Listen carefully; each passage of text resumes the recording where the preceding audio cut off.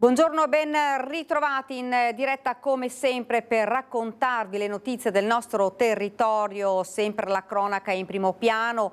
Parleremo del delitto avvenuto a Castelfranco fuori dalla discoteca Baita al Lago. Ci sono 2 arrestati, 7 indagati, ce ne parlerà fra pochi minuti la nostra Lina Paronetto. Parleremo anche di infortuni sul lavoro perché ci sono stati 2 tragedie, una nel Friuli Venezia Giulia e uno qui nel Veneto, a Brendola, nel Vicentino, un operaio morto.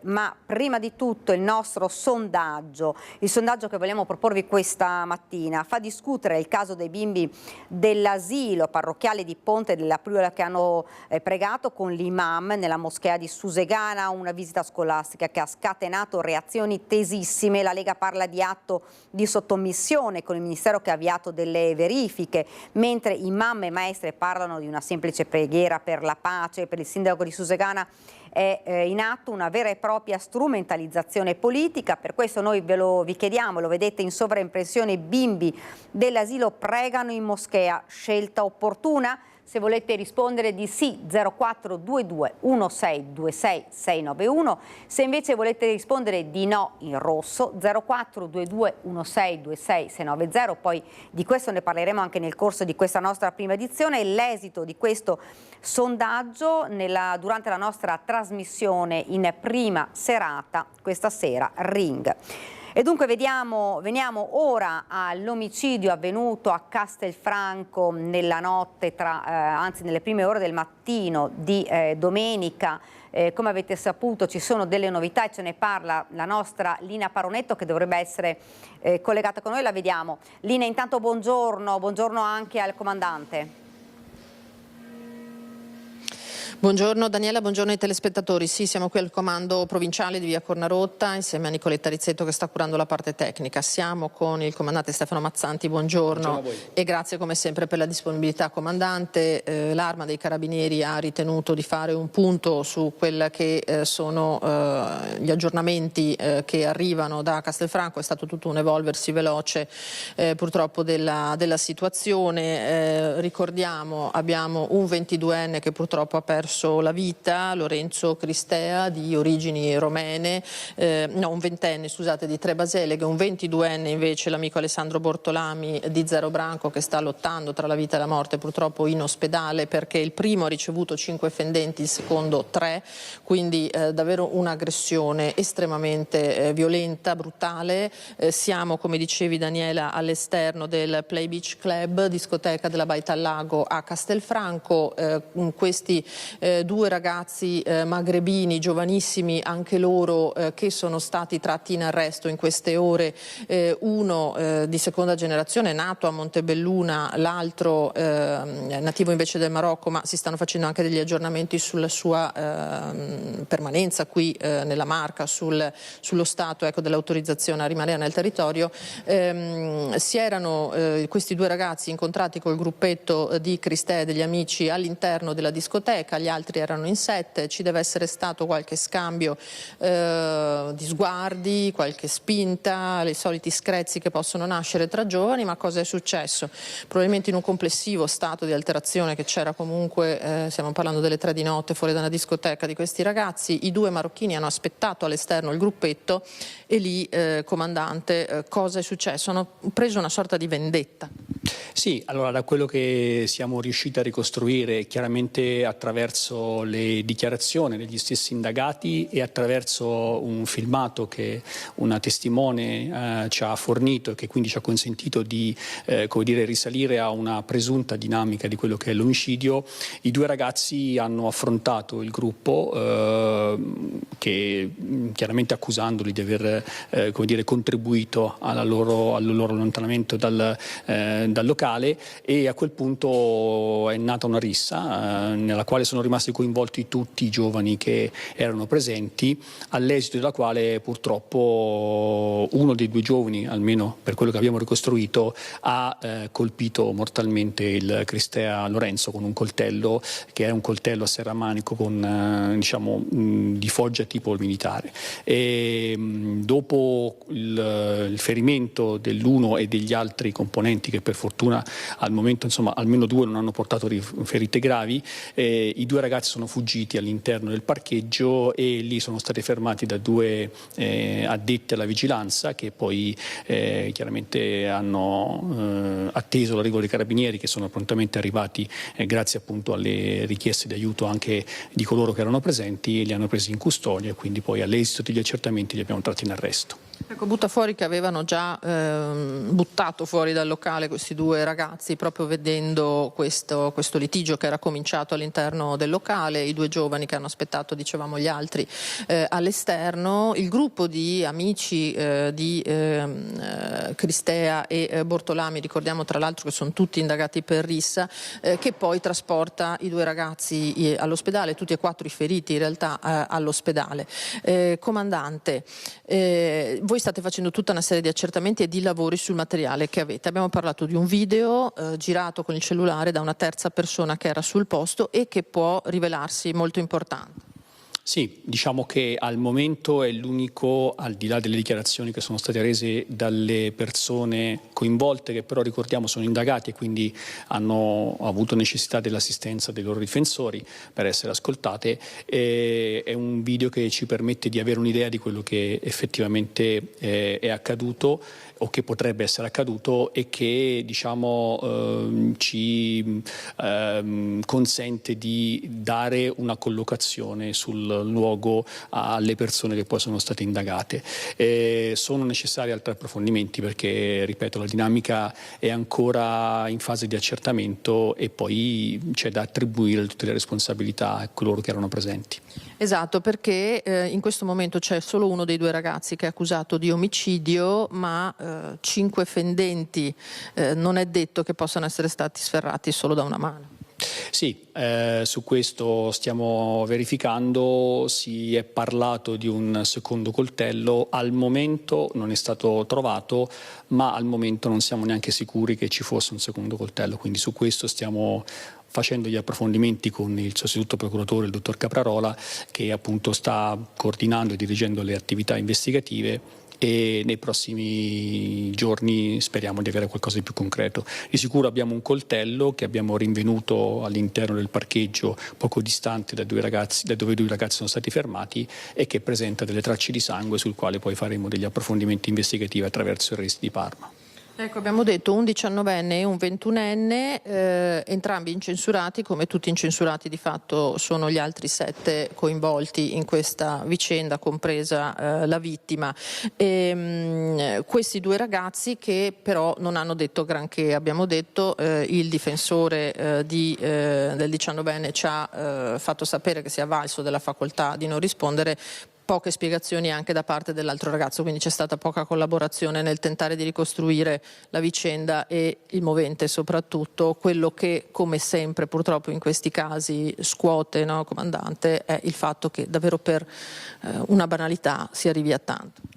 Sì. È chiaro che la presenza di armi in questo caso dà taglio, quindi ancorché armi bianche pone un problema di come oggi tanti di questi eventi, che come lei ha detto stanno capitando sul territorio, ma non soltanto da noi ma anche sul territorio nazionale, trascendano proprio perché i protagonisti sono quasi sempre armati di coltello, e che quindi questo porta poi a un esito ferale di quello che sono queste discussioni. Grazie al Tenente Colonnello Stefano Mazzanti. Noi, Daniela, per ora dal Comando Provinciale dei Carabinieri insieme a Nicoletta Rizzetto restituiamo la linea allo studio. Grazie davvero a Lina Paronetto, Nicoletta Rizzetto e ovviamente al comandante per queste novità su questa tragedia che ha colpito tutto il Trevigiano, non solo Castelfranco e non solo il Trevigiano ma anche l'intero Veneto, perché noi ci spostiamo subito a Trebaseleghe, che è il comune, il paese dove viveva la giovane vittima. Per noi collegata c'è la nostra Valentina Visentin. Valentina, buongiorno. Sì, buongiorno da Trebasele, che è ovviamente una famiglia straziata dal dolore, quella di Lorenzo Cristea, il ragazzo di appena 21 anni ucciso in modo barbaro all'esterno della discoteca Baita al Lago di Castelfranco. Lorenzo sabato sera aveva salutato il papà e la mamma tranquillamente, doveva essere una serata piacevole in discoteca con gli amici e si è trasformata in una tragedia, ma quello che ci ha raccontato pochi minuti fa al microfono il papà di Lorenzo Vasile è che è sembrato un vero e proprio agguato. Lorenzo e i suoi amici sono stati attesi fuori all'uscita dalla discoteca da questi ragazzi che erano stati allontanati dai buttafuori poco prima e sono stati attesi fuori e poi aggrediti brutalmente. Non c'è dubbio per il papà di Lorenzo che si sia trattato proprio di un agguato. Lorenzo era un bravo ragazzo, vivace, non avrebbe mai attaccato briga con nessuno e anche sabato sera era una tranquilla serata in discoteca con gli amici. Lorenzo, 20 anni appena, si era diplomato in un istituto professionale di Noale, aveva lavorato per qualche tempo nell'impresa edile del papà e dello zio, un ragazzo volenteroso, molto legato alla mamma che è comprensibilmente devastata dal dolore perché aveva salutato il figlio sabato sera convinta che si andasse a divertire, che sarebbe tornato a casa, ma è stata svegliata alle 7 del mattino da questa terribile notizia. Poco fa i genitori sono tornati dall'ospedale di Castelfranco dove hanno visto la salma del figlio in attesa di conoscere la data dei funerali che verranno celebrati a Loreggia. Non appena la procura darà il nulla osta per la restituzione della salma, noi vi facciamo sentire le parole della mamma Ioanna, del papà Vasile e dello zio Viorel che chiedono tutti quanti giustizia per un figlio che non tornerà più a casa, e la linea può tornare allo studio. Adesso un appello perché venga fatta giustizia, lo vuole fare? certo, sì, la giustizia sì. La giustizia sì. Si aspettate giustizia per Lorenzo? Non posso parlare.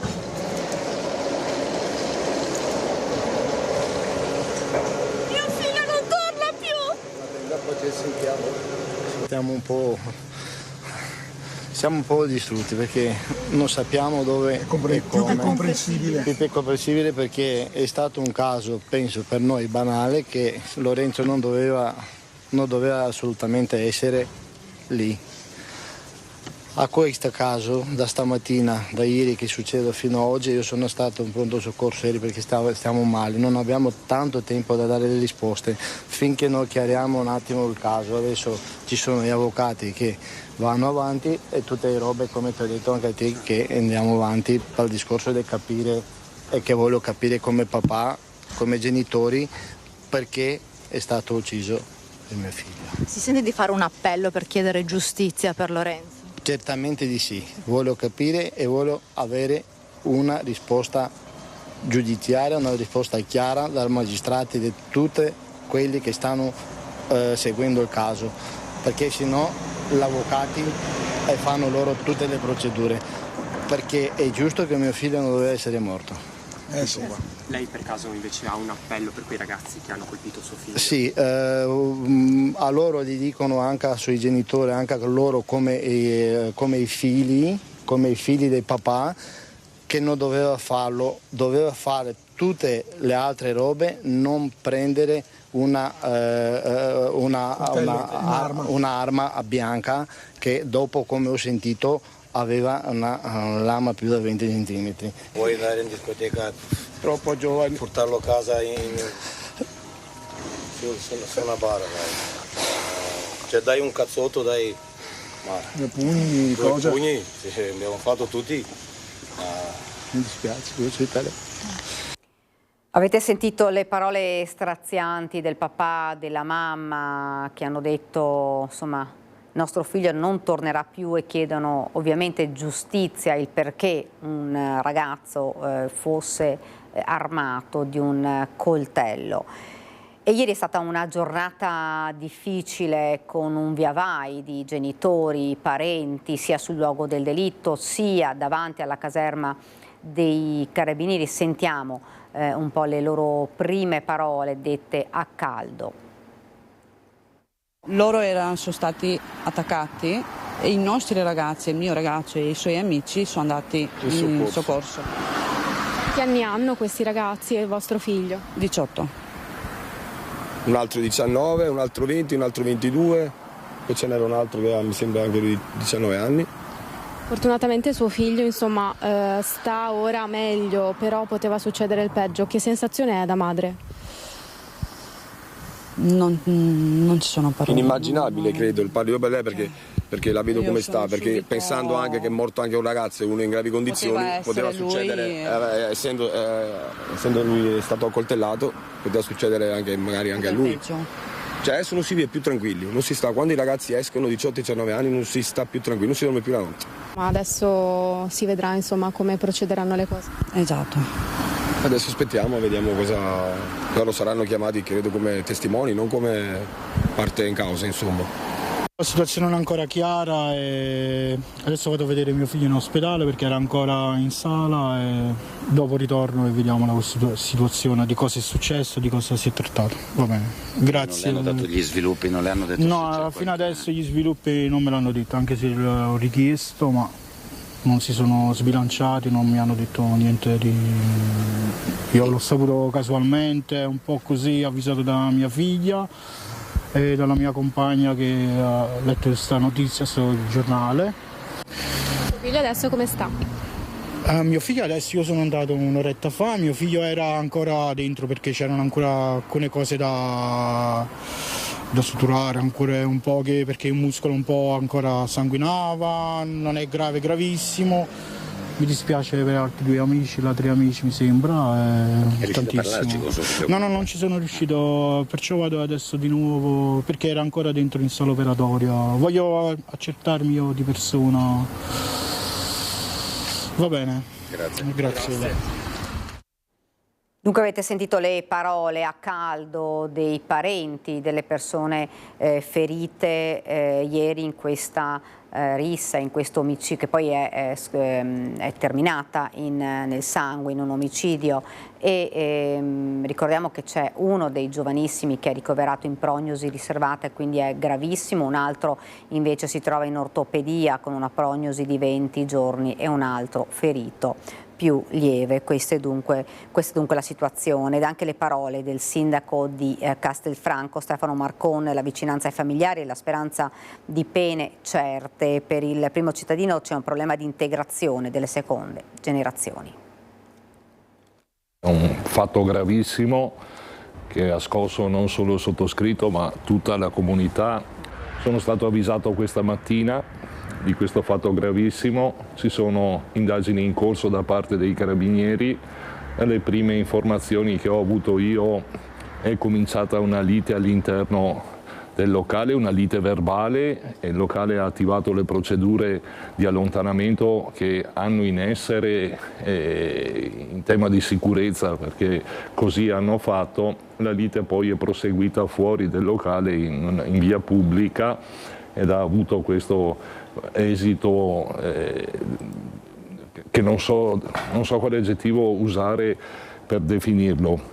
Il primo pensiero è andato ai familiari della vittima e da genitore non so cosa provino, so che il papà ha avuto un malore anche e quindi è una situazione gravissima e difficile anche da commentare.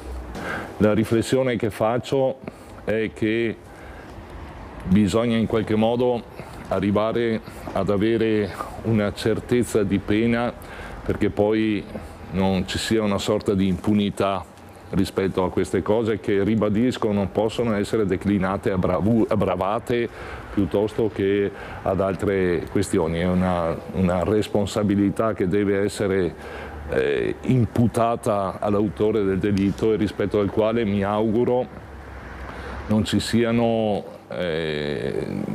scusanti da buonisti. Prima bisogna capire la verità delle cose, che sembra agli aggressori essere di origine marocchina. Nell'immaginario collettivo, quando parlavo di perché hanno i coltelli in tasca, magari ci si rifà a un'associazione perché magari può essere più portato avere i coltelli in tasca a questi piuttosto che gli italiani. Da noi non vi è la cultura. usiamo il condizionale, però la somma di queste cose non appiana, non mette su un piano di dialogo lineare e facilita, anzi enfatizza le differenze. Il nodo dell'integrazione delle seconde, terze generazioni. Sì, secondo me quello è un tema ancora che ha margini di molto miglioramento. Ed ovviamente continueremo a parlare di questa tragedia nel corso anche dei nostri telegiornali a partire dalle 18:30 con il Veneto e Treviso 19:30. Ed ora parliamo di un'altra tragedia, quella sul lavoro, l'abbiamo anticipato all'inizio di questa nostra prima edizione, ancora infortuni mortali sul lavoro a Brendola in provincia di Vicenza, in un'azienda produttrice di cavi elettrici. Per noi sul posto ci sono il nostro Daniele Garbin insieme a Simone Squarcina. Daniele, buongiorno. Buongiorno Daniela, buongiorno a te ai telespettatori. Confermo, alle nostre spalle c'è l'Ariston Cavi, che è questa azienda leader a livello internazionale per la realizzazione di cavi elettrici, come dicevi. La tragedia questa mattina, poco prima delle 7, un operaio manutentore di 58 anni stava operando su una macchina e per motivi che sono ancora in corso di accertamento è stato catturato, preso, non è ancora chiara la dinamica. In questo momento c'è anche un via vai dei carabinieri, personale dello Spisal. Insomma, questo incidente ha permesso subito, ha danneggiato e subito coinvolto anche gli amici, i colleghi dell'operaio che hanno cercato di liberare il loro collega e hanno cercato di rianimarlo, mentre hanno allertato il personale del SUEM che è arrivato.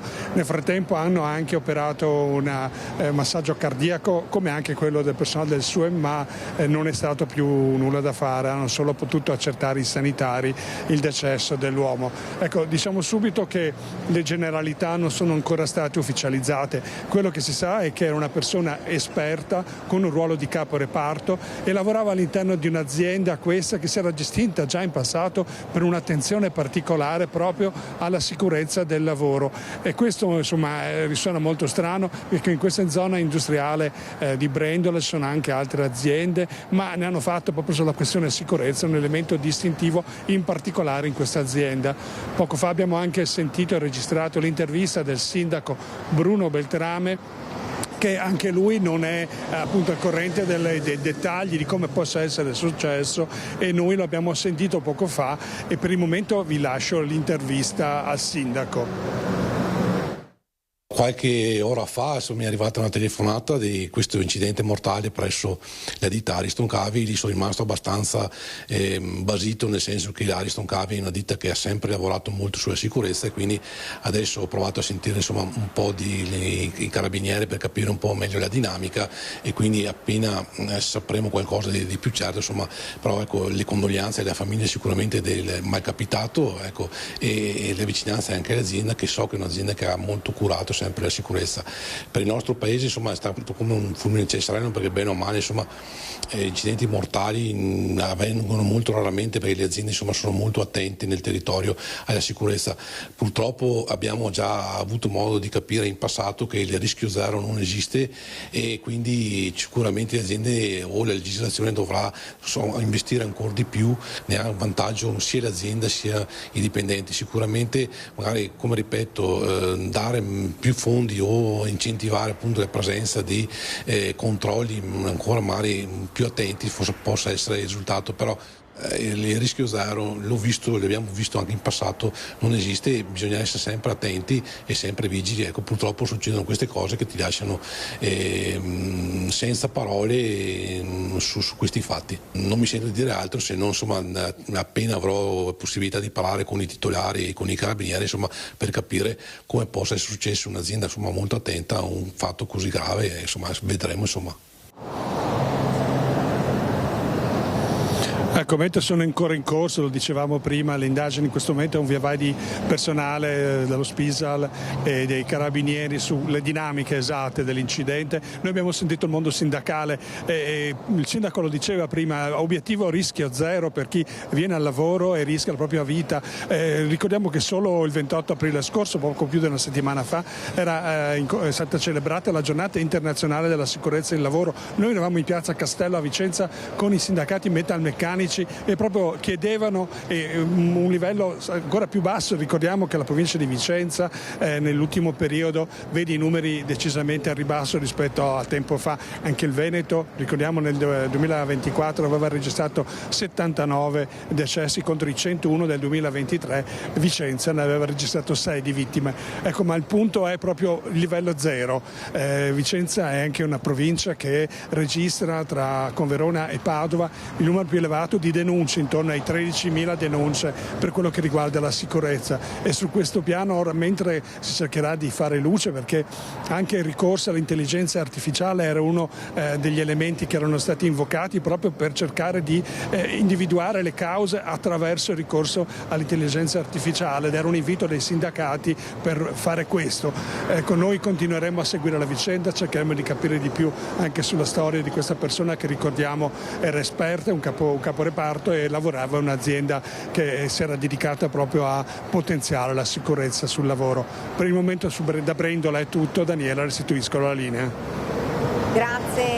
Grazie davvero a Daniele Gavin e Simone Squarcina. Parliamo di un altro infortunio sul lavoro, ci spostiamo in Friuli, Venezia Giulia, un'altra vittima, un 50enne, un operaio. Ce ne parla il nostro Omar Costantini insieme a Pietro Piccin. Buongiorno. Sì, buongiorno Daniela, ci troviamo all'esterno della cartiera RDM di Ovaro, dove nella serata di sabato è avvenuta questa tragedia sul lavoro. La vittima è un operaio di 50 anni, originario di Sutrio, si chiamava Paolo Straulino, che è stato colpito da una catasta, possiamo dire da una vera e propria bobina di carta da macero dal peso, pensate, di 12 quintali. È caduta mentre stavano facendo delle operazioni e il suo collega stava manovrando la pala gommata quando purtroppo è venuta la tragedia. Lo stesso, sotto shock, è sceso di corsa, ha prestato i primi soccorsi al suo collega in attesa dell'arrivo dei sanitari giunti in ambulanza dal vicino ospedale di Tolmezzo insieme all'elisoccorso che è stato fatto decollare dalla aerobase di Campo Formilo. Purtroppo tutto inutile, l'uomo è morto sul colpo. La notizia della morte di Straulino ha fatto in poche ore il giro della Carnia. Noi ci troviamo in Val Degano, per la precisione, mentre la vittima era originario di Sutrio, che si trova nella Valle del But. Ripetiamo, in poche ore la notizia della sua morte purtroppo ha fatto il giro della valle e tutti si sono stretti intorno ai familiari. Sono 170 gli operai all'interno di questa azienda e subito dopo, appunto, gli operai hanno deciso già di fare una raccolta fondi per aiutare, insomma, la famiglia colpita da questo grave lutto. Una vera e propria famiglia, perché è una piccola comunità all'interno, insomma, di un'area produttiva. Questa è stata la situazione. Indagano chiaramente i carabinieri e l'ispettorato del lavoro per quanto riguarda che chiariranno, insomma, le dinamiche, però purtroppo questo è avvenuto. Non è la prima volta, perché nel 2018 un operaio di 34 anni è morto sempre all'interno di questa cartiera. Da Ovaro è tutto, ripasso la linea a Daniela Sizia, a te la linea. Grazie davvero a Omar, grazie per questo contributo. Come avete sentito, purtroppo 2 incidenti mortali nel giro di poco tempo tra Friuli e Veneto, quindi una situazione, insomma, davvero difficile. Parleremo anche di questo ovviamente nel corso dei nostri telegiornali. Noi continuiamo con la cronaca a 10 anni dalla conclusione della gestione commissariale. L'analisi sullo stato di attuazione del piano carceri evidenzia situazioni critiche di sovraffollamento carcerario che soprattutto in Veneto, Lombardia, Puglia, Campania, Lazio, Sicilia assumono contorni ai limiti dell'emergenza, anche alla luce dei dati del Ministero della Giustizia. È quanto sottolinea la Corte dei Conti nella relazione infrastrutture e digitalizzazione piano carceri. Intanto a Padova c'è stata un'ennesima aggressione, un mese di prognosi per un agente di polizia penitenziaria, mentre un altro è stato minacciato con una lametta. 2 agenti di polizia penitenziaria aggrediti da un detenuto del carcere 2 Palazzi di Padova. Uno dei due agenti ha dovuto ricorrere alle cure dei medici che hanno stabilito per lui una prognosi di 30 giorni. La notizia è stata resa nota da Giovanni Vona, segretario per il Triveneto del Sindacato Autonomo di Polizia Penitenziaria. Un detenuto straniero ristretto al secondo blocco B del carcere, racconta Vona, ha lanciato del pane indurito contro 2 poliziotti. La peggio l'ha avuta l'ispettore di servizio con 29 giorni di prognosi, mentre un terzo agente è stato minacciato con una lametta. Fortunatamente non è successo nulla, ma questo detenuto è l'ennesima volta che si rende responsabile di minacce, resistenza e aggressioni al personale di polizia penitenziaria e continua a rimanere inspiegabilmente in questo istituto. Donato Capece, segretario generale del SAPPE, sollecita urgenti provvedimenti a tutela della polizia penitenziaria in servizio. Sarebbe opportuno, dice, dotare al più presto la polizia penitenziaria del taser o comunque di uno strumento utile a difendersi dalla violenza di delinquenti che non hanno alcun rispetto delle regole e delle persone che rappresentano lo Stato. Ed ora ci fermiamo una piccola pausa pubblicitaria e poi torniamo nuovamente qui in studio.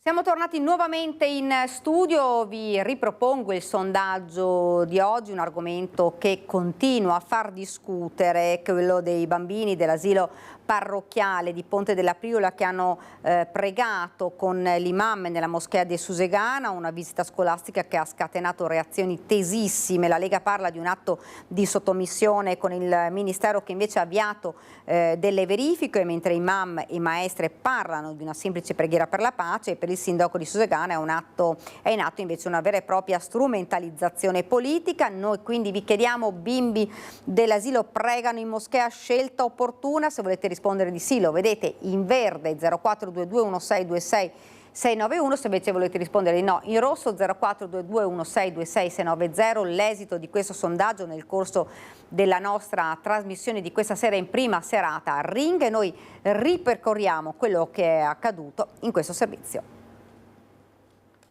Bellissimo che la gente si scandalizzi per dei bambini stesi su un tappeto, no? Che stanno imitando un gesto. Bambini della scuola materna, ripeto, scuola materna. No? E non ci si scandalizzi per altri bambini, no? E non voglio fare l'elenco. Sta con le maestre e l'asilo parrocchiale il sindaco Gianni Montesel nelle ore in cui si registra la tempesta politica perfetta attorno alla visita dei bimbi della materna di Ponte della Priola al centro islamico Emanet, in zona industriale a Susegana, aluni chini a terra con il viso rivolto alla Mecca, immagini che fanno discutere, che lo stesso imam ha spiegato come un gesto spontaneo di emulazione nel corso di una preghiera interreligiosa per la pace. Tant'è, lo stesso ufficio scolastico regionale è stato investito ufficialmente della questione dal Ministero dell'Istruzione, lo si comunica in una nota. Saranno quindi svolti approfondimenti per capire se le norme sulla parità scolastica siano state rispettate. Di prima mattina a chiedere l'intervento dell'ufficio scolastico e quindi del Ministero era stata l'europarlamentare leghista Anna Maria Cisint. Lo trovo inaccettabile, un atto di sottomissione, l'ennesimo atto di sottomissione. Non è questa la strada giusta, non lo è per il nostro paese, non lo è per i bambini e non lo è per nessuno di noi. Bisogna virare nettamente. Suggerirei di rimettere il crocifisso e di raccontare invece tutto quello che è la nostra storia, il nostro cristianesimo, ciò che siamo stati e ciò che vogliamo continuare a essere. Più soft, ma il concetto è lo stesso anche per il sindaco di Treviso e presidente ANCI Mario Conte. Inopportuno, io penso che noi dobbiamo lavorare per vedere le chiese piene. E ci sono tante forme per poter spiegare ai bambini anche le altre religioni, non certo quello che è stato fatto in quella moschea. La vedo una forzatura eccessiva, piuttosto spieghiamo bene l'importanza della nostra di religione e facciamo in modo che i bambini, i ragazzi, gli adulti frequentino di più le chiese. Associazione che riunisce le scuole paritarie. Direi che più che polemizzare sarebbe da applaudire, da apprezzare lo sforzo che i nostri docenti, in scuole tra l'altro di ispirazione cattolica, fanno insieme ai genitori di far crescere i nostri bambini in un clima di rispetto reciproco e di fraternità, nel rispetto anche di chi ha una fede religiosa diversa, e la cosa è reciproca, tant'è che i bambini di fede musulmana, senza essere costretti, a scuola fanno il segno della croce insieme con i bambini di fede cristiana. E si va a turbare una comunità che da 30 anni prosegue giorno per giorno a creare il proprio futuro con tolleranza, con lungimiranza, con non per stare insieme imposto dalle necessità, ma perché dobbiamo coabitare, cioè col senso della coabitazione e del rispetto reciproco. Questo è stato raggiunto a Susegana in questi anni, no? E deve essere messo in dubbio da chissà che cosa. Ed ora andiamo nel comune di Schiavon perché mancano 2 giorni al conclave, c'è l'attesa per il cardinale Parolin, l'attesa della comunità. Vedo già pronto nello schermo, intanto buongiorno. Buongiorno Daniela, buongiorno, bentrovati a tutti. Ecco, legandomi a quanto avete appena raccontato dell'episodio di Susegana, chissà cosa ne pensa il cardinale Parolin, che ha lavorato da diplomatico proprio in Terra Santa tra israeliani e palestinesi. Sarebbe interessante, ma la sua voce non è raggiungibile per alcuni giorni, ovviamente, perché entrerà mercoledì pomeriggio alle 16:30 lui e gli altri 132 cardinali in Cappella Sistina per eleggere il successore di Papa Francesco, mancato il lunedì di Pasqua. Qui a Schiavon c'è grande attesa, un misto di timore perché qualcuno dice se viene eletto Papa non tornerà più, o non con la frequenza con cui torna adesso, a trovare i parenti, a visitare la tomba dei genitori. La madre, lo ricordiamo, è mancata lo scorso agosto, mentre il padre è morto nel 1965, quando il piccolo Pietro Parolin aveva solo 10 anni. Qualcun altro invece lo dà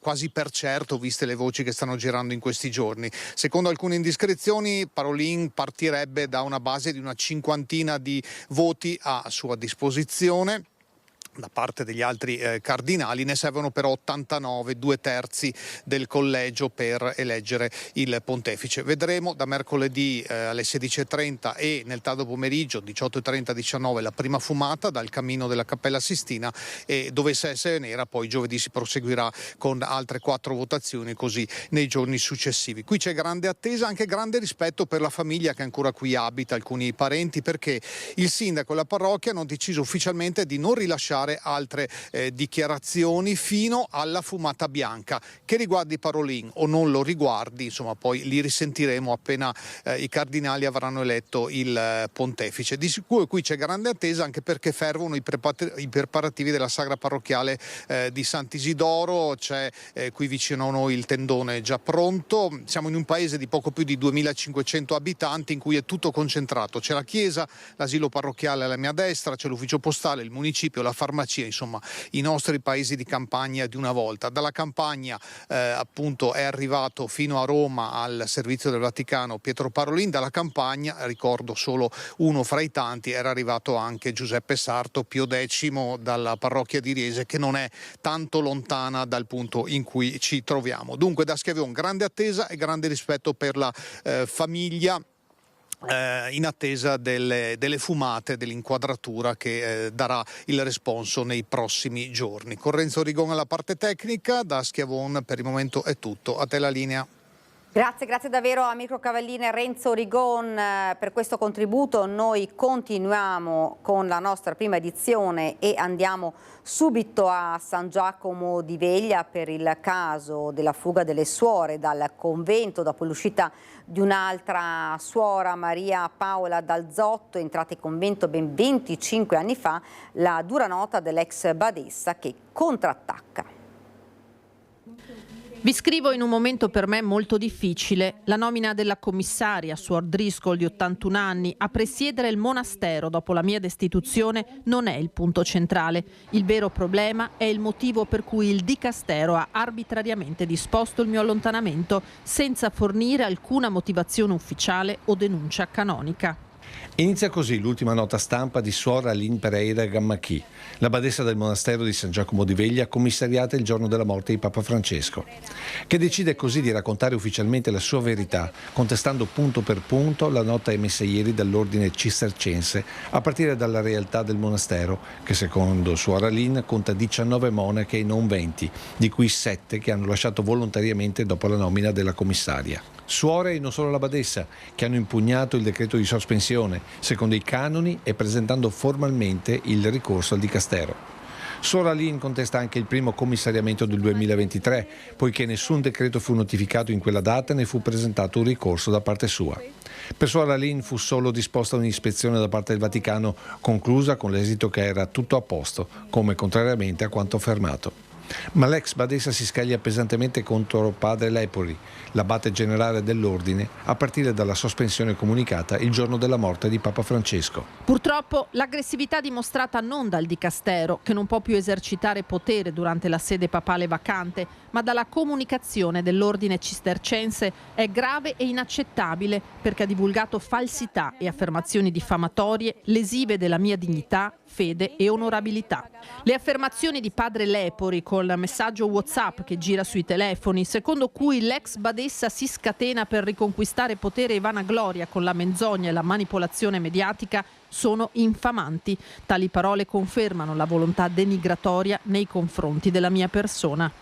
Il comunicato di Suor Aline termina con un ringraziamento a tutte le persone per la vicinanza espressa, i tanti messaggi giunti di preghiera e affetto, sottolineando che questo comunicato sarà l'ultimo intervento pubblico. D'ora in avanti parleranno i suoi avvocati e i consulenti che la assistono nelle sedi opportune per far emergere la verità dei fatti. Ed ora continuiamo con la cronaca. La Guardia di Finanza di Treviso ha concluso un'indagine su un traffico internazionale di 120.000 litri di alcol etilico di contrabbando per accise IVA evase pari a 1,4 milioni di euro, denunciando 2 persone e sequestrando un tir e 24.000 litri di alcol. L'alcol etilico proveniente dalla Polonia, introdotto in Italia attraverso i valichi di Gorizia, Udine e Trieste, era destinato ad alcune località tra le province di Napoli e Reggio Calabria e aveva documentazione falsa che ne descriveva come liquido disinfettante, un espediente che serviva ad eludere i controlli delle pattuglie delle fiamme gialle su strada per la verifica delle merci che fanno ingresso nel territorio nazionale. Rimaniamo sempre nel Trevigiano con una violenta rissa tra 2 bande di extracomunitari che è stata la classica goccia che ha fatto traboccare il vaso. La questura ha chiuso un bar di Crocetta del Montello, diventato un covo di pregiudicati. Era diventato un covo di pregiudicati, teatro di risse e di episodi ad alto tasso alcolemico. Per questo il questore di Treviso Alessandra Simone, su proposta dell'Arma dei Carabinieri, ha disposto per 7 giorni la sospensione della licenza di un esercizio pubblico di Crocetta del Montello, il bar Sintra. Il provvedimento di chiusura, che ha natura cautelare e non sanzionatoria, come recita la nota della stessa questura, si è infatti reso necessario dopo numerosi interventi e controlli. L'episodio più grave, il 30 marzo scorso, quando all'interno del locale scoppiò una rissa tra 2 fazioni di cittadini extracomunitari, con i militari costretti a frapporsi fisicamente tra i partecipanti per riportare la calma. Tutto attorno tavoli e sedie per aria, svariati bicchieri di vetro frantumati per terra, insomma scene da Far West che nel tempo hanno esasperato anche i residenti. Tra i frequentatori abituali, spiega la questura, soggetti dediti alla commissione di reati contro la persona, contro il patrimonio e in materia di armi e stupefacenti, spesso ubriachi, molesti e alterati. Da qui lo stop per una settimana, mentre si è intensificata l'attività della Polizia di Stato in tutti i locali della Marca trevigiana. Ed ora andiamo in provincia di Udine. Fece scalpore a inizio gennaio l'aggressione da parte di alcuni ragazzi ai danni di una signora a cui volevano rubare la borsa. La signora in questione, dopo la rottura di 4 costole, si è ripresa e ci ha raccontato che continua a percorrere la stessa strada senza paura. Io mi sono vista subito le mani qua dietro con questo ragazzino, 16-17 anni insomma. E ho urlato no, ho resistito, avevo la spesa, lui si è spaventato, c'erano altri 3. Comunque sono fuggiti, io sono caduta e Mi sono fatta un po' male, ma la borsa l'ho salvata. Era la sera dell'11 gennaio, la signora Luisa aveva chiuso il negozio, aveva fatto la spesa alla Despar di via Battisti e poi, mentre attraversava Galleria Astra, il fattaccio. L'aggressione da parte di alcuni ragazzi che hanno tentato di prenderle la borsetta che la signora ha tenuto stretta, finendo però per farsi male. Mi sono rotta le 4 costole per salvare la borsa. È istinto di conservazione, non è coraggio, è proprio... Poteva andarmi male se non fossero fuggiti. Ora Luisa sta bene, si è ripresa fisicamente e mentalmente da quel brutto episodio, mentre l'attenzione su Galleria Astra si era accesa nei giorni seguenti al punto da farla diventare zona rossa. La situazione nell'area in generale continua ad essere difficile. Le guardie giurate garantiscono comunque passaggi più sereni all'interno di Deserto Antivari. La signora Luisa intanto continua con coraggio a fare la stessa strada. Ricorda ancora quel pomeriggio, ci pensa ogni tanto, quella sera? No, sinceramente no, e ripasso lì in Galleria Antivari. Quindi ci ripassa nonostante quello che le è successo? Assolutamente sì, io non cambio strada per questo. E la situazione è migliorata, come la vede? Ma a momenti, ma comunque sì, meglio. E rimaniamo in Friuli Venezia Giulia. I controlli della polizia al confine con la Slovenia hanno permesso di arrestare 21 persone in un mese.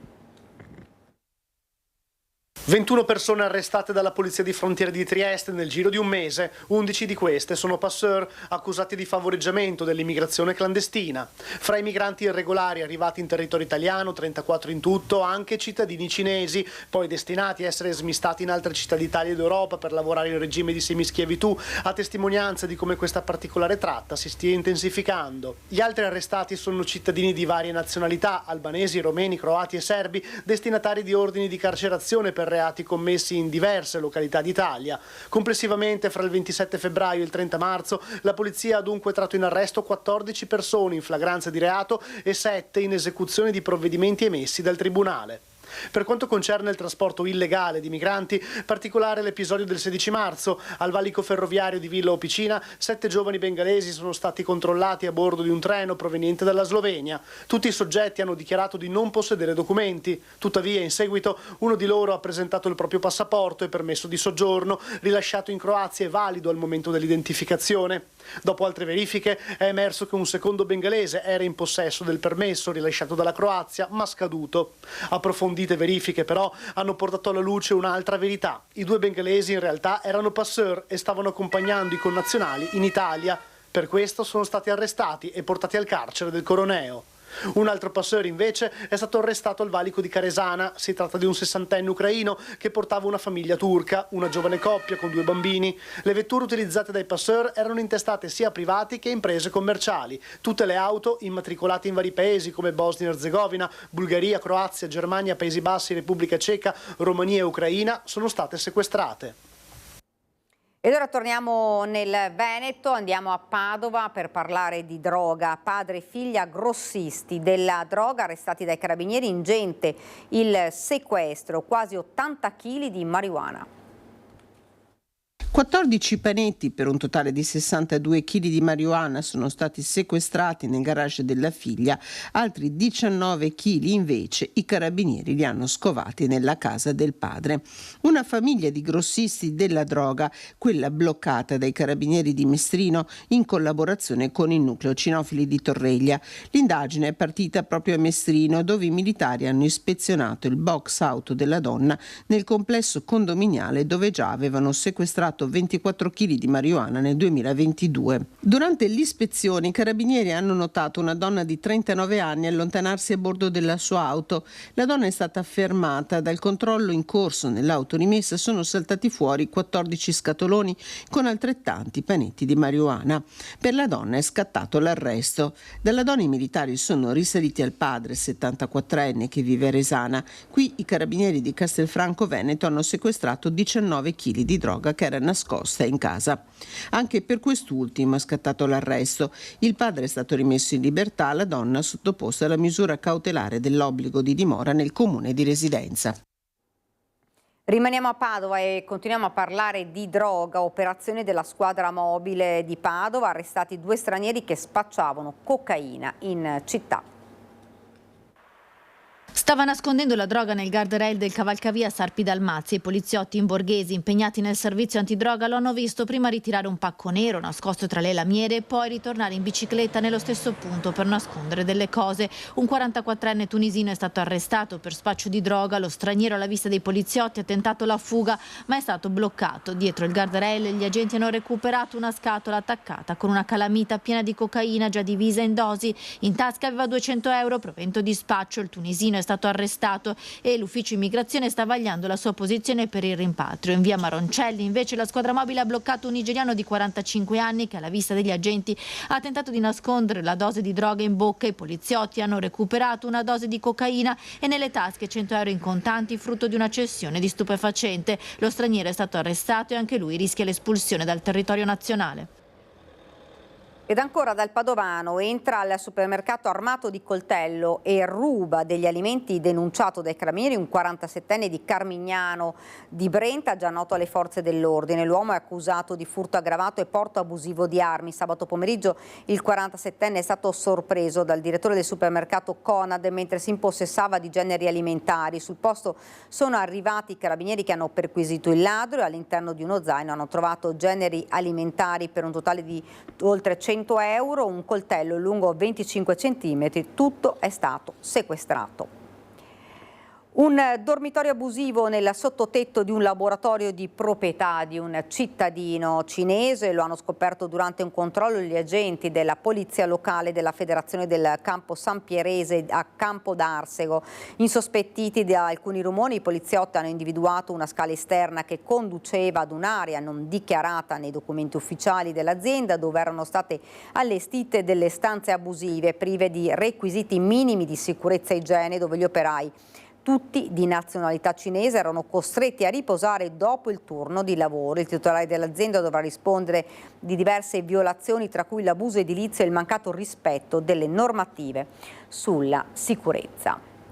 Ed abbiamo parlato tanto di incidenti stradali nel corso delle nostre edizioni, nel corso dei nostri telegiornali, troppi purtroppo gli incidenti mortali, soprattutto quando si parla anche di moto, e il sindaco di Spresiano, Marco Della Pietra, si appella alle coscienze, dice bisogna assolutamente ridurre i rischi. Bisognerebbe pensare un po' più a noi stessi e anche agli altri, avere più cura di noi, perché molto spesso sono disattenzioni, sono manovre così un po' di slancio, sono sorpassi azzardati, sono comunque tutte cause che si potrebbero evitare se solo si pensasse, ecco, che potremmo essere un pericolo per noi stessi e per gli altri. È la cronaca degli ultimi giorni, fatta di tanti troppi incidenti stradali, a imporre una riflessione urgente. Marco Della Pietra, sindaco di Spresiano, parla da primo cittadino, ma anche e forse soprattutto da motociclista. Io non sono sicuramente un guidatore modello e non lo sono stato nemmeno in passato, però ecco, oggi credo che l'importante sia rientrare a casa quando si esce a casa e quando si esce da casa, e quindi magari bisognerebbe uscire con questa consapevolezza. Consapevolezza che spesso sembra mancare, questione di atteggiamenti individuali, quindi in un momento in cui le amministrazioni stanno massimizzando gli sforzi. Sul fronte della prevenzione già stiamo facendo tutto il possibile, non è mai abbastanza, ma lo stiamo continuando a fare, non abbiamo mai smesso come amministratori, sia per la parte appunto preventiva più dolce, sia per quella preventiva ma repressiva, e quindi multe, autovelox, T-Red e tutto quello che può fungere da deterrente. Ma quella di Della Pietra non vuole essere una reprimenda. Le sue parole sono state diffuse e condivise anche con un post sui social, partendo dal presupposto che il rischio zero non esiste. È evidente che i primi a dover fare qualcosa siamo noi, quando usciamo di casa, siamo noi quando prendiamo in mano un'auto o una moto. Non ci sono altre cose che possano prevenire l'incidente stradale.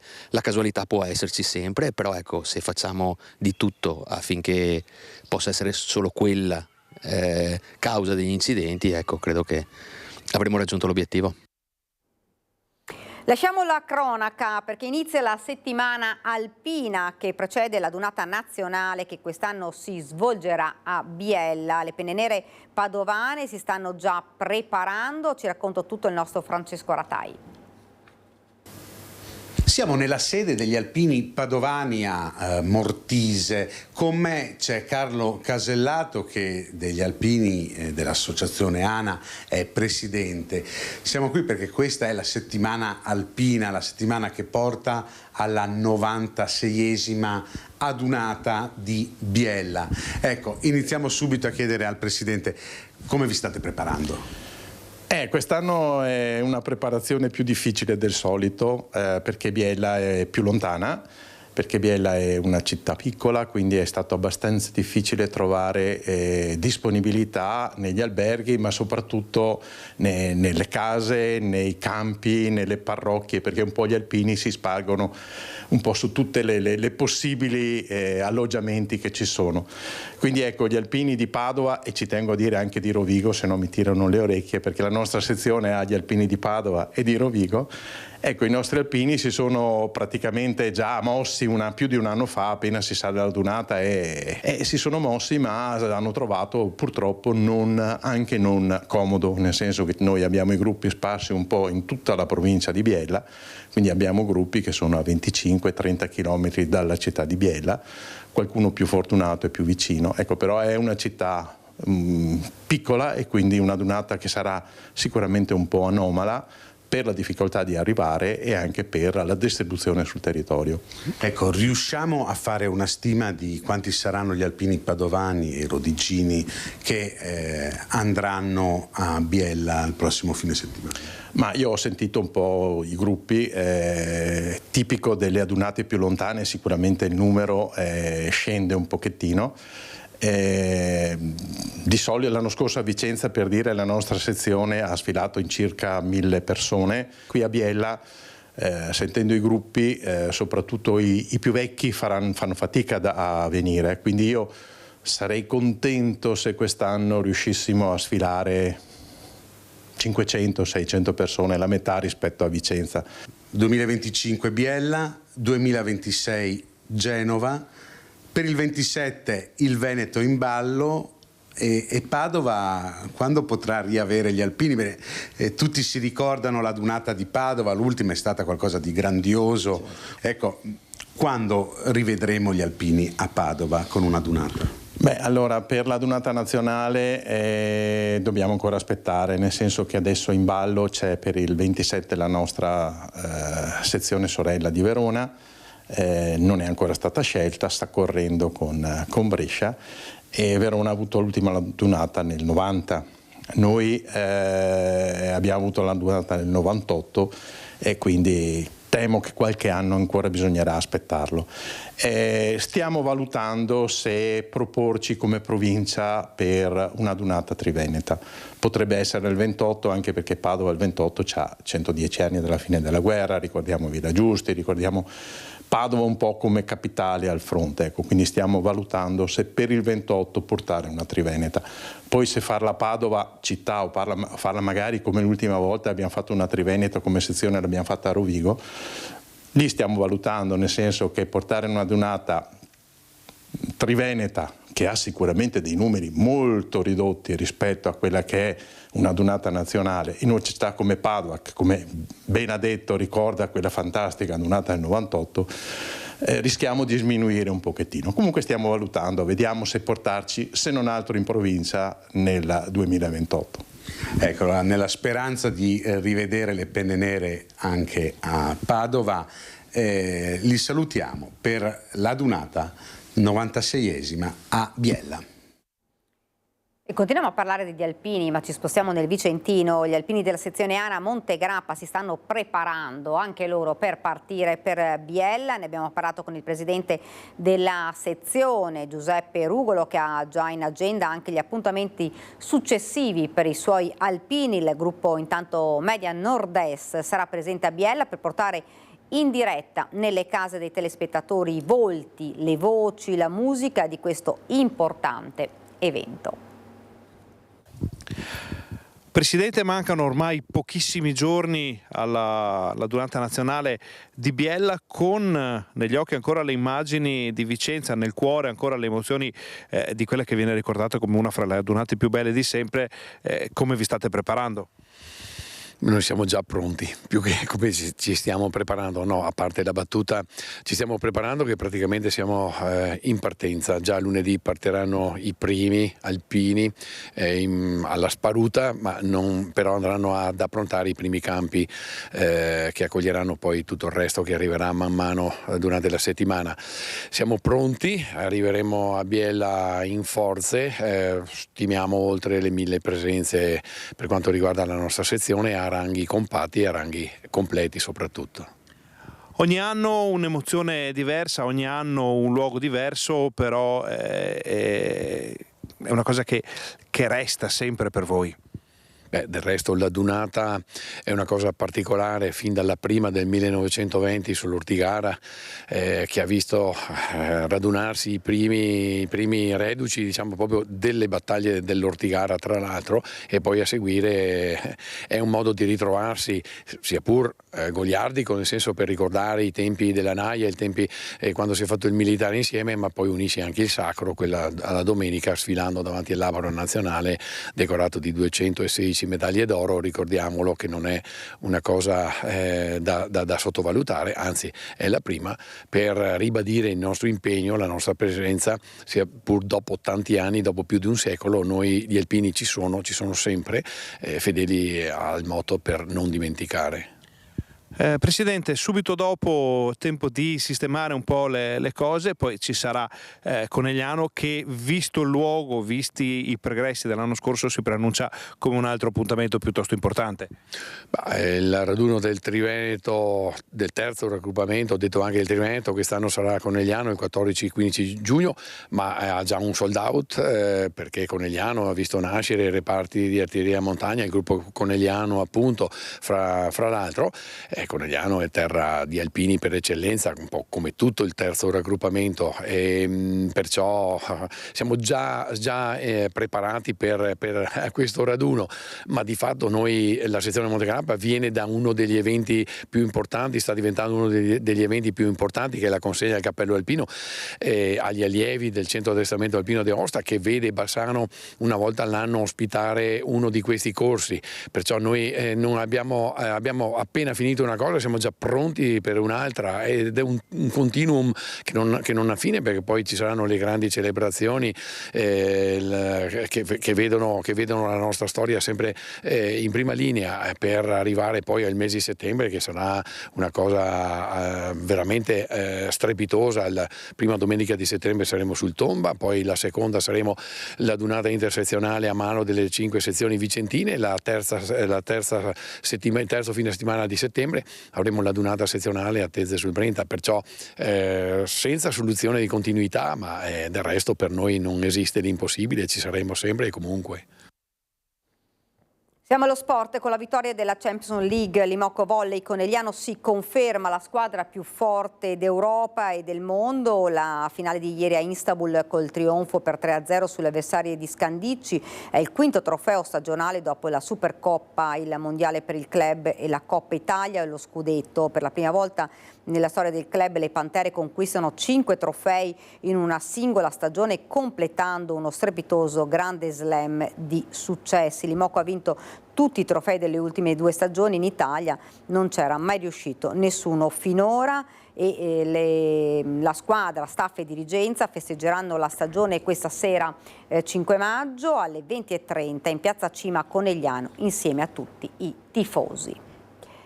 Siamo al calcio, invece sfumato il sogno della promozione in C per il Treviso. Biancocelesti chiudono il campionato con un pareggio per 2-2, vincono invece le Dolomiti Bellunesi che conquistano la promozione. L'analisi a fine partita del mister Carmine Parlato.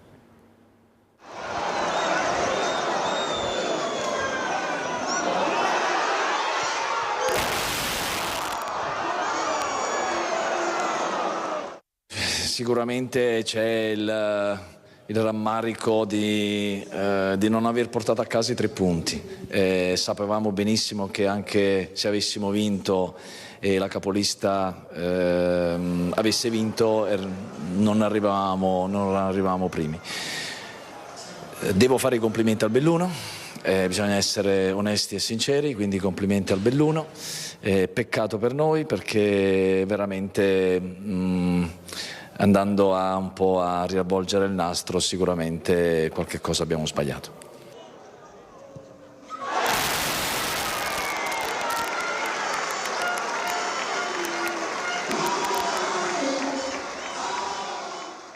È un peccato, avevamo 3 risultati utili su 6, purtroppo è andata così, anche vincendo i nostri antagonisti per la promozione hanno vinto e quindi non c'è la possibilità. Abbiamo fatto un bel pareggio, abbiamo perso qualche opportunità, i ragazzi ce l'hanno messa sicuramente tutta e vediamo il prossimo anno. Adesso iniziano i play-off e vedremo qual è il risultato finale. Ed ora ci fermiamo, c'è la pubblicità.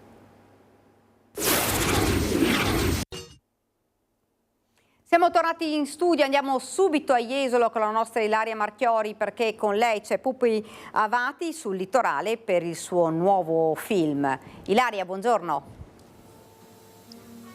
Buongiorno a te Daniela, buongiorno ai nostri telespettatori. Non c'è bisogno di ulteriori presentazioni, guardate siamo qui in compagnia del grandissimo Pupi Avati, ha da poco terminato il suo sopralluogo jesolano. Benvenuto Avati qui in diretta con noi per Antenna 3. Perché ha scelto Jesolo, non il Veneto, Jesolo? Ma perché dovevamo in qualche modo contestualizzare la storia di un grande bagnino, di un grande tombeur de femme che aveva vinto questo premio Mister Bagnino, il più bel bagnino dell'Adriatico, e questo più bel bagnino dell'Adriatico doveva vivere e lavorare su una spiaggia frequentata molto soprattutto dalle ragazze e dalle donne negli anni 70 tedesche. Ecco, allora in una specie di sondaggio abbiamo scoperto che Jesolo era quasi alla top, oltre a Rimini, però a Rimini avevano già girato diverse volte, quindi non rappresentava nessuna novità.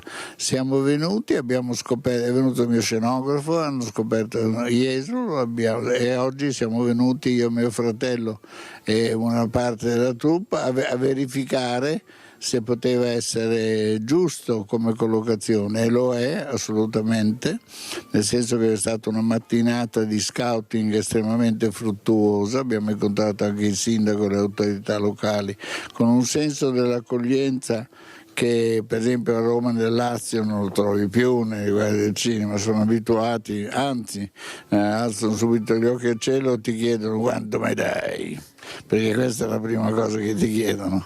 Qua nessuno ha parlato di niente, ha detto ci auguriamo che torniate, quindi era proprio l'atteggiamento opposto.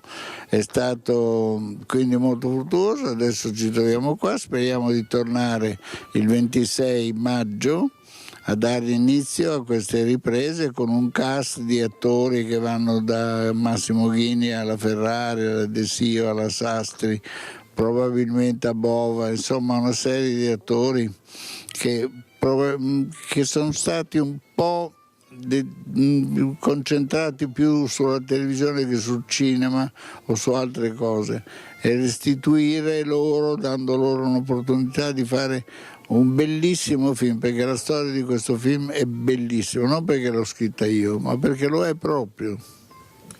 E allora se mi permette ci diamo appuntamento a fine maggio, saremo qui anche noi e magari avremo la fortuna di incontrare anche alcuni di questi attori e ci racconteranno le loro sensazioni e insomma seguiremo anche noi un po' il set. Io ringrazio ancora Pupi Avati per essere stato qui in nostra compagnia e restituisco la linea allo studio. Grazie davvero a Ilaria Marchiori, ovviamente tanta attesa per girare per questo film, insomma, e quindi speriamo di collegarci presto con la nostra Ilaria e ovviamente questo grande regista. Noi però torniamo a parlare di un evento che davvero ha sconvolto tutto il Veneto, ha sconvolto il Trevigiano con l'omicidio davanti alla discoteca di Castelfranco. Lo facciamo con Fortunata Pizzoferro, psicologa e psicoterapeuta. La ringraziamo e ci scusiamo per averla fatta attendere. Buongiorno. Buongiorno dottoressa Zia. Senta, una vicenda, insomma, questa che sta suscitando davvero non solo davvero tanto, c'è tanto shock, ma anche fa riflettere, fa pensare, perché lo diciamo ormai da tanto tempo, sempre giovani, giovanissimi che girano armati con dei coltelli, basta davvero una scintilla per poi scatenare quello che è accaduto.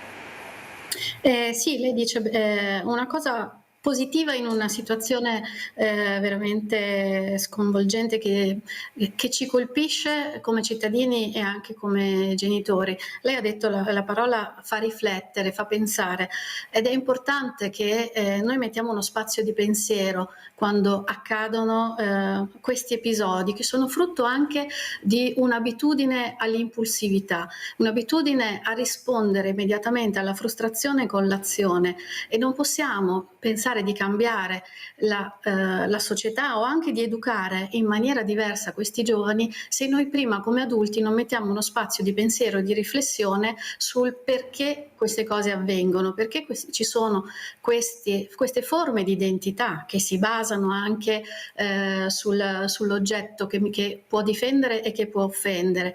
Se noi per primi cerchiamo la risposta facile, come spesso si sente anche sui social, anche nelle discussioni tra adulti, pensiamo subito a quale pena, pensiamo subito ad allontanarli, stiamo anche noi agendo invece di allargare il pensiero per cercare di riflettere su una società che porta poi a questi assetti relazionali.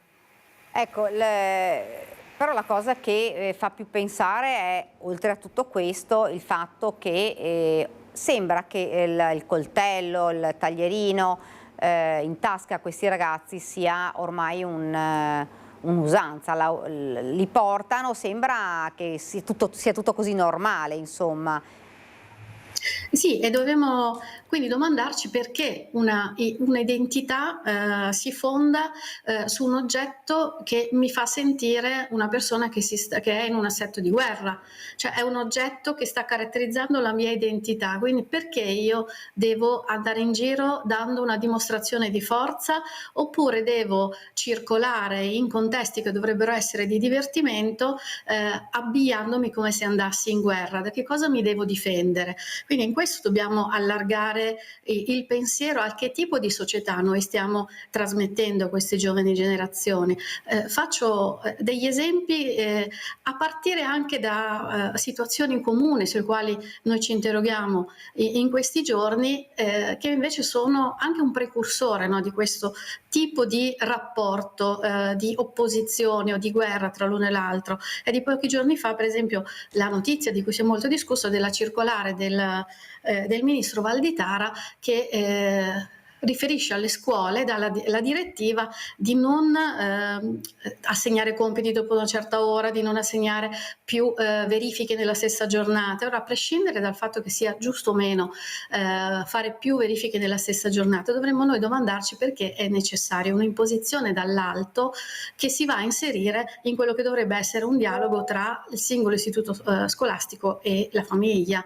Nel momento in cui occorre un altro che dà un ordine o difende, ci stiamo comunque mettendo in un assetto di opposizione, e questo è solo un esempio delle tante situazioni o dell'immagine che ormai stiamo trasmettendo noi adulti a queste giovani generazioni di un mondo nel quale devi essere o il più forte, che quindi si eleva sopra gli altri, oppure diventi la vittima. E in questo forse possiamo darci una spiegazione del perché questi ragazzi in branco sentono la necessità di avere un oggetto che li fa sentire in qualche modo protetti anche i più forti. Ecco, lei stava dicendo appunto si vogliono sentire più forti o più protetti, fa davvero pensare il fatto che basta però una scintilla, che può essere davvero un futile motivo, una lite, una discussione, e insomma si arriva alla morte di un ragazzo giovanissimo, di un altro in prognosi riservata, e altri che sono finiti comunque in carcere. cosa si può fare di più? Perché insomma le forze dell'ordine cercano di effettuare dei controlli, c'è la repressione, c'è anche si cerca almeno di evitare, di arginare questo fenomeno, ma sta dilagando e sempre più giovani, sempre più giovanissimi sono coinvolti.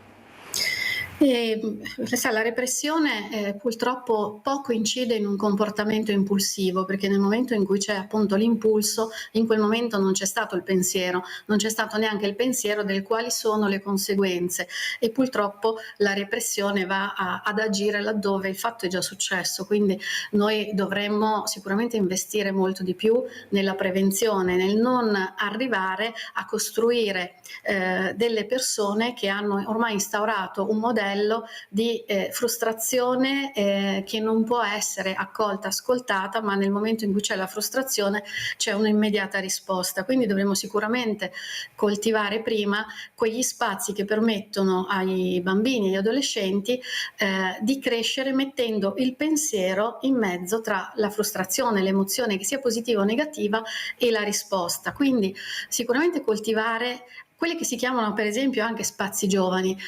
Non è un caso se si chiama spazio, perché è quel posto dove il giovane può sperimentare delle relazioni, sperimentare in un contesto anche positivo. Questo dovrebbe essere anche la scuola, per esempio qualunque contesto dove i bambini e gli adolescenti si ritrovano, può essere la parrocchia o anche il campo sportivo. Quindi dobbiamo coltivare e investire in tutti questi luoghi di crescita e di aggregazione, potendo lì avere degli educatori, qualcuno anche che con l'esempio li educa all'ascolto, alla mentalizzazione, per far sì che poi non crescono appunto con questa tendenza un po' all'Amazon, no? Nel momento in cui ho un desiderio io faccio un click e ho la risposta, e anche nel momento in cui ho una frustrazione faccio un gesto che deve semplicemente farmi alleviare quella sensazione sgradevole. Ecco, dopo il fatto, molti hanno detto, siccome coinvolti sono soprattutto ragazzi di seconda generazione, dicono forse non c'è un'inclusione, cioè che cosa manca in questo? Sicuramente nel momento in cui una persona non può sentirsi accolta per le sue caratteristiche positive, comincerà a crearsi un'identità fondata su quello che gli viene rimandato. Se quello che gli viene rimandato è una separazione, un sei altro da me, sei il nemico, la persona da affrontare o da tenere lontano, su questo fonderanno appunto un'identità che si costruisce attorno alla lotta e alla prevaricazione. Quindi sicuramente lavorare sull'inclusione, lavorare sull'ascolto e sulla conoscenza aiuta per evitare che si crei questo uno contro l'altro. Io per esempio ho visto prima che state svolgendo un sondaggio su un altro fatto di cronaca recenti, quindi non so se posso prenderlo come esempio inserendomi dentro il vostro sondaggio. Ecco, in quel caso in cui dei bambini sono andati a conoscere quello che è un'altra cultura e si affrontano con rispetto, perché anche noi nel momento in cui altre persone entrano in una chiesa desideriamo che lo facciano con rispetto, rispetto a quello che è necessario in quel luogo. Questi bambini con i loro educatori che vengono in qualche modo portati a conoscere, e la conoscenza crea quello spazio di mentalizzazione che ti permette in futuro di non creare questo assetto di guerra. Come mai noi adulti reagiamo in questa maniera anche impulsiva, che è fatta di scelte sì o no, devono andare o non devono andare? La conoscenza non è mai qualcosa che crea danno ai bambini, soprattutto una conoscenza accompagnata e mediata delle figure educative. Deve cambiare la cultura. Assolutamente dobbiamo tutti noi come società contribuire a costruire questo domani che vogliamo più inclusivo, più sereno e in un assetto appunto meno di guerriglia urbana. Senta, ieri abbiamo sentito, ma anche oggi, insomma, i genitori che sono coinvolti in questa tragedia, quella di Castelfranco, e c'è anche preoccupazione perché si dice, insomma, va in discoteca e non torna più, ci ha detto la mamma della vittima. è davvero preoccupante, perché questo è un po' il sentimento di tanti genitori di questi giovani, di tutti i giovani. Sicuramente è il pensiero di tutti i giovani, ma non solo rispetto alla discoteca o rispetto a determinati luoghi. Io stamattina sentivo un altro fatto di cronaca rispetto ai giovani veramente sconfortante, dei 3 giovani che in Puglia sono morti perché si sono schiantati contro un albero alla guida di una Porsche. Ora, se ci pensiamo, il fatto, per quanto la Porsche possa sembrare completamente diversa dal coltello, il fatto in sé è molto simile, cioè qualcosa che raffigura uno status symbol che mi crea un'identità potente. La differenza è semplicemente che in un caso le conseguenze sono state dirette a chi commetteva il fatto, nell'altro le conseguenze sono state per qualcun altro. Ma di fatto, se noi non possiamo educare i nostri figli appunto a questa riflessione nel momento in cui si trovano ad agire, saremo preoccupati in qualunque contesto, sia in discoteca ma anche quando prenderanno la macchina o quando si trovano con gli amici a bere smodatamente o qualunque altro comportamento di dipendenza, laddove la dipendenza è sempre una fuga da un'emozione che io non riesco a tollerare, perché è un rapporto con una sostanza come può essere la droga, come può essere il videogioco, come può essere il cibo, o un qualunque cosa che riesce a sedare le mie emozioni negative, perché mi dà una risposta immediata.